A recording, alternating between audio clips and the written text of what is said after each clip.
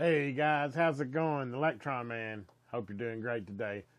I even debated whether to do this video or not. It's over the Xiegu G90, and basically the reason I'm doing it is I've only had the radio a couple of weeks, so I'm by no means an expert in this radio.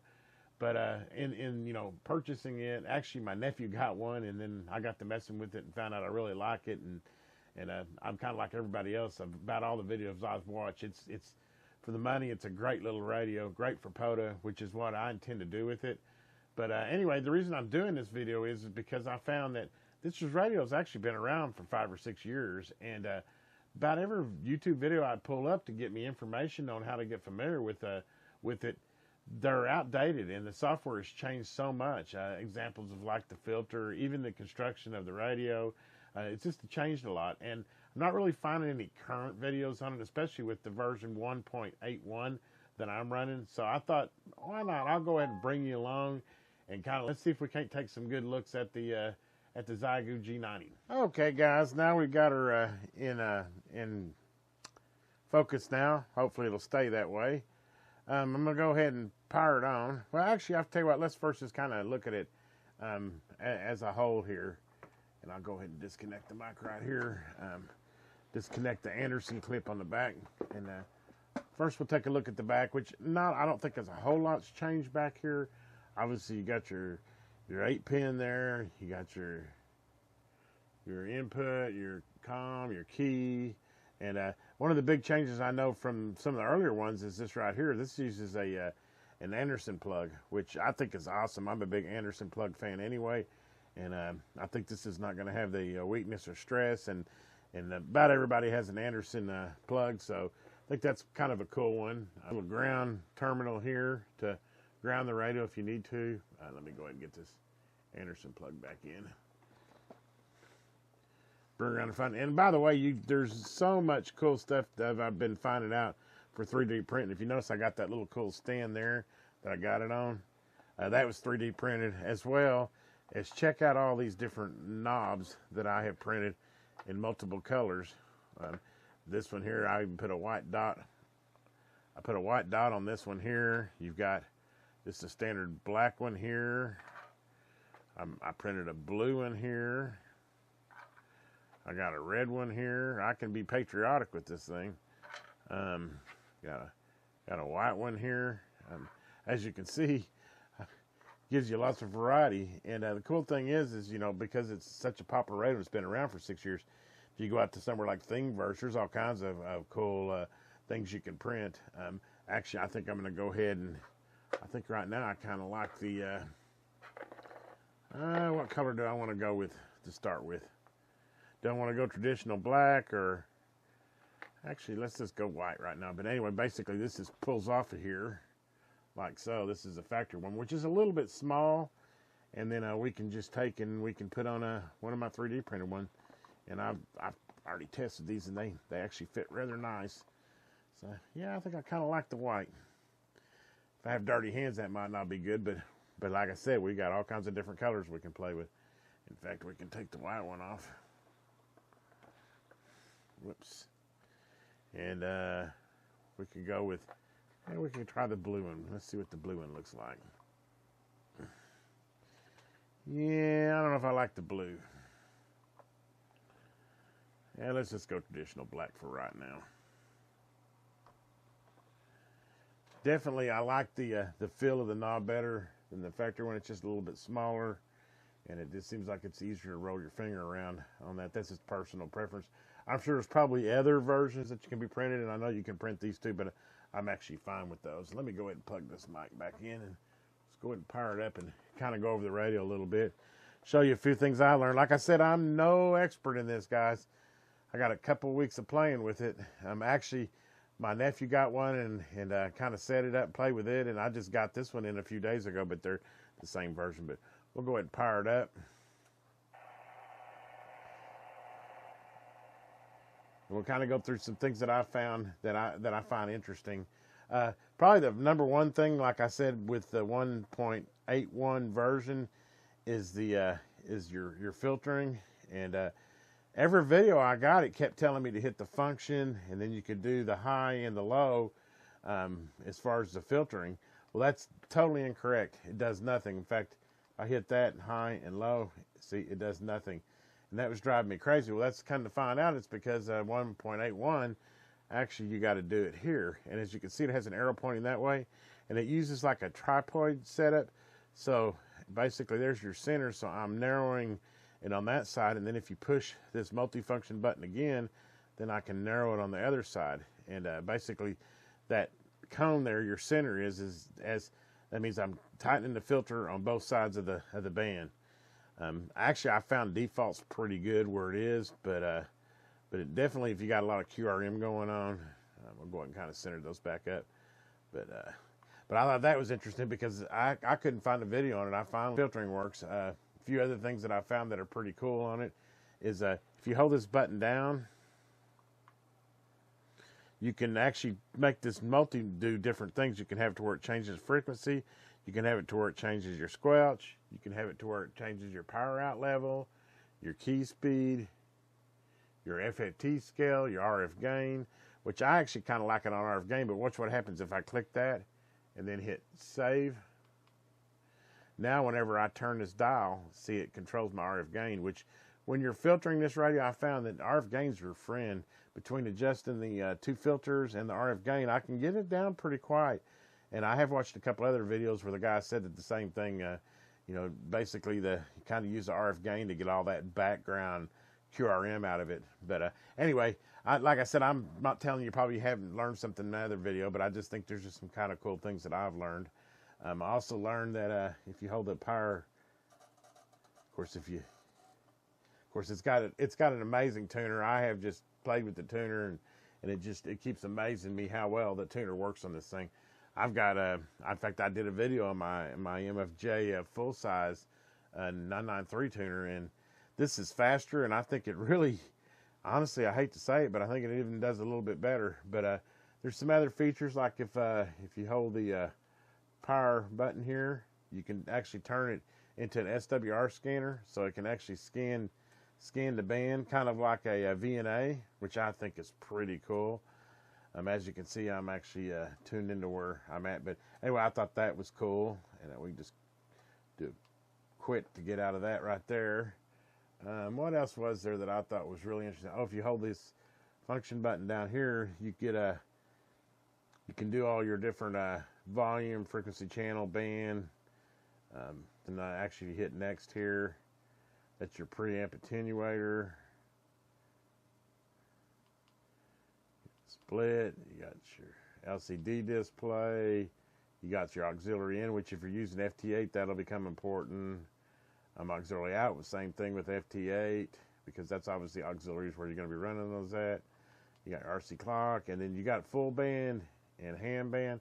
I saved mine to full band, but I don't really see where. I guess it gives you a little bit more. I'm not sure. It's not like it's going to let you run it on a CB, so I'm not sure exactly what full band means because it still has limitations on where it will transmit.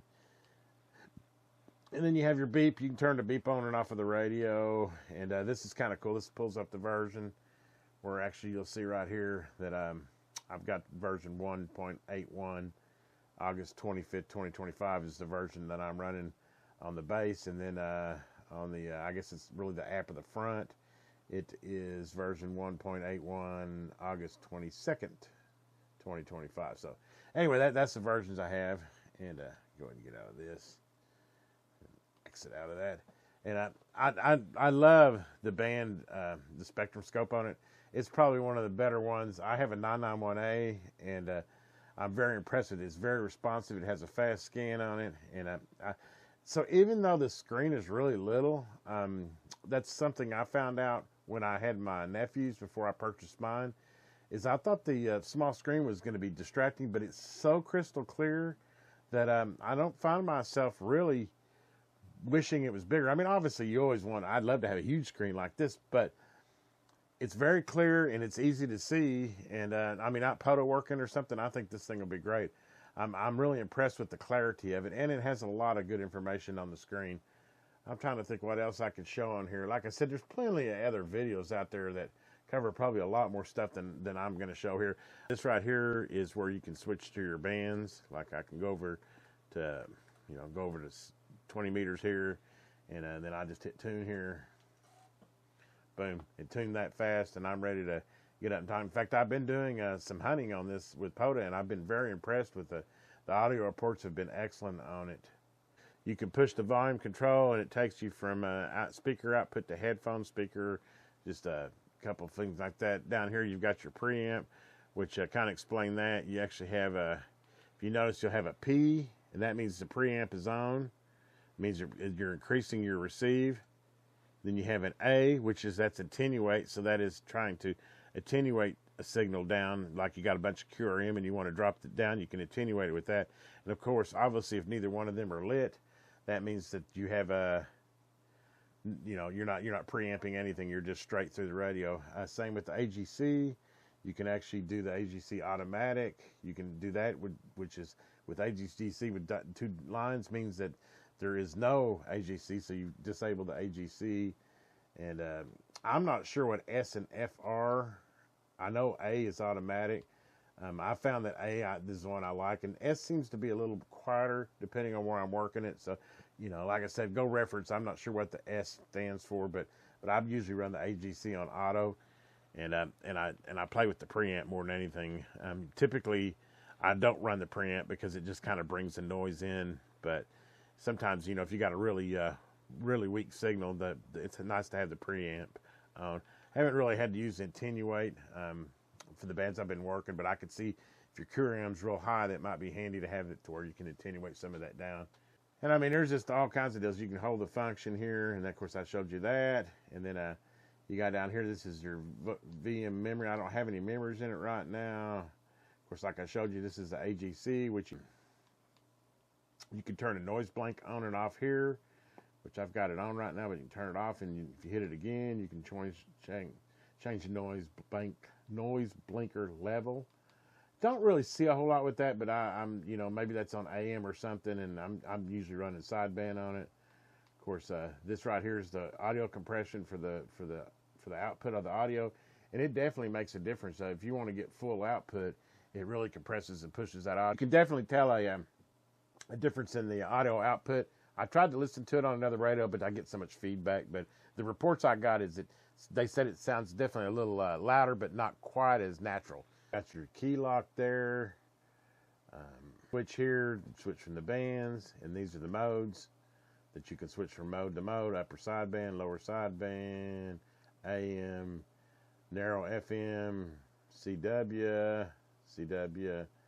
And by the way, this thing, which I didn't even know it when I first got it, but this will actually, it will decode CW. Also, by the way, if you push this one here, if you notice it highlights each digit, well, you can highlight that digit right there, and you can take it, and it makes it move it a lot faster. Anyway, if you want to decode CW, if you get, you know, if you find you some CW over here and you pick it up, then, but when you're in CW, if you hold this key down here, this will actually put up your CW decoding, and you might have to adjust the speed of it, which if you hit the key here, again, you hold it in to pull up the decoding, but short press it, and I can adjust the speed. And I have found that if you're getting a bunch of E's, it means that you're not really matching the speed, and you just kind of play with the speed till you get it into the groove. And I've actually sat here and decoded a lot of CW. It's pretty cool. I'm not a CW guy, so I'm not a Morse code guy, so I think it's kind of cool that I could actually understand what they're calling C2. Actually, listen to a couple fellers carry on a pretty good conversation there. And then if you want to get out of CW mode, just hold it again, and we'll go back to the band spectrum. I think that pretty much covers it, guys. I mean, like I said, I don't know that I'm the expert in no means. I know I'm not the expert in this radio. I just kind of wanted to go over.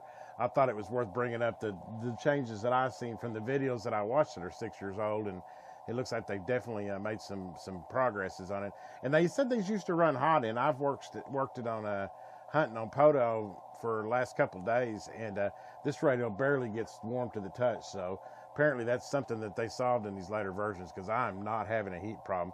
I mean, unless I sat there and just held it keying for a long time, I just don't see a heat problem building up. Like I said, I was working POTA pretty heavy, and these things never even got really warm. I would say warm. They never got hot at all. The radio never got very warm.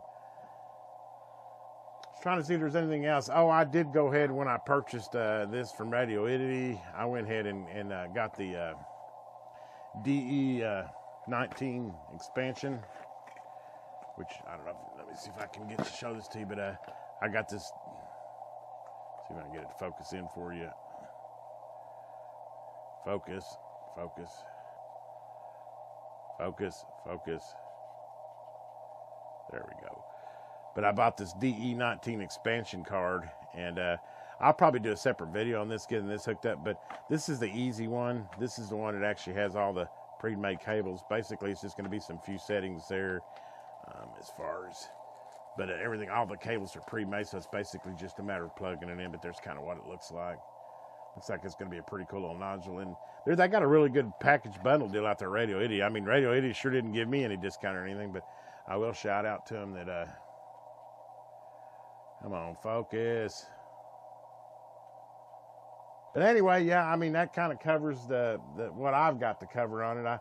I don't know, like I said, I kind of even debated about doing a video on it, but I thought it was worth at least sharing what a current here in, April of 2026, what you're going to get. And it's definitely not what you're going to see videos of on YouTube of these from 6 years ago. And that's kind of the reason I did this video, is I was hoping maybe, the newer guys that are just not getting one of these, that they get an update on what I've rambled on too long with it. I think it's a great radio, the rated 20 watts. Anyway, guys, hopefully you enjoyed this. Like I said, this is just kind of an overview of the latest and greatest. If you got one here in April of 2026 with the version 1.81, this is definitely a more updated one, and hopefully it'll help you. I think I covered it all. I definitely like the microphone. It's full featured. It'll actually even, you can change your frequencies up and down with it. You can actually input your frequencies. I mean, I've got a 991A, and the microphone I got with it doesn't do anything like this, which I guess they really thought of portability. I don't know how many guys really use the microphone to set everything, but I could definitely see that being handy if you're using this as a mobile rig. Anyway, guys, I think I'm gonna fill it up there, and I think I'll bring back another one on the DE19 as far as doing FT8. We might do a video on me setting up on FT8. We'll see how this video does, and we'll kind of work from there. Guys, hopefully you liked this video. I kind of even debated about doing it. I mean, there's so many reviews and details on the G90 that I don't know that I can bring a whole lot, other than the fact of, like I said, when I first got it, I went out to YouTube, which is usually where my resource to learn these things are. And it's like none of the stuff they were telling me were working. Well, it's kind of find out because these, radio's been around like 6 years, and a lot of it's a lot of old software, and it just didn't work that way anymore. So that's kind of why I decided I'd go ahead and do kind of an updated video of what the Xiegu G90 with the 1.81 software behaves at. If you haven't already subscribed, please subscribe. If you haven't already, give me a thumbs up, and always have a great day. This is Electron Man 73s.